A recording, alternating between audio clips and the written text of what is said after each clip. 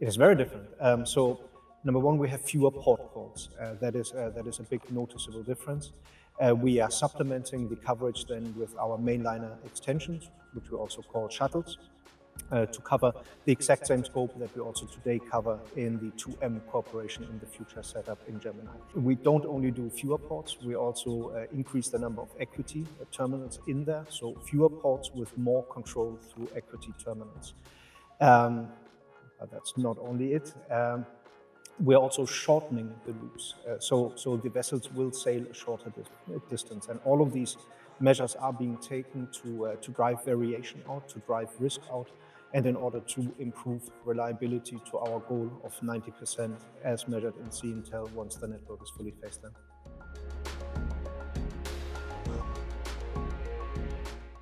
So the 90% is an external metric as measured in Sea Intel. In the beginning, this is going to look like when you have a vessel that leaves on a 2M schedule from Asia, and in the month of January and then in the month of February, you have a vessel leaving on Gemini schedules with Gemini port calls.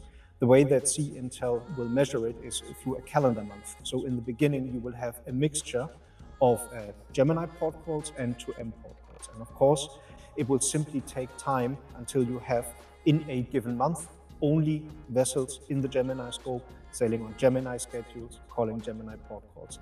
And that is then mathematically taking you until the mid of the year. However, I think our customers are going to experience a difference sooner than that, because one thing is the 90% metric in Sea Intel, the other thing is actually sailing for a customer on the Gemini network. So I would expect, as of the first sailing on Gemini schedules departing in Asia or in any geography, that our customers will feel a significant difference.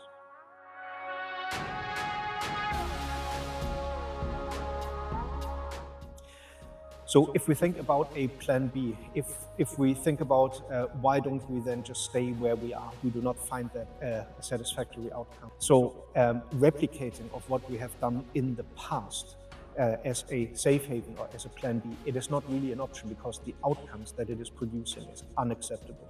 So we are proceeding with full speed and with full confidence into the network of the future, and the combination of fewer port calls, shorter sailing distances for the large vessels, and more equity terminals will result in the uplift in reliability that we are looking for. That's the outcome, and to that outcome we do not want a plan B.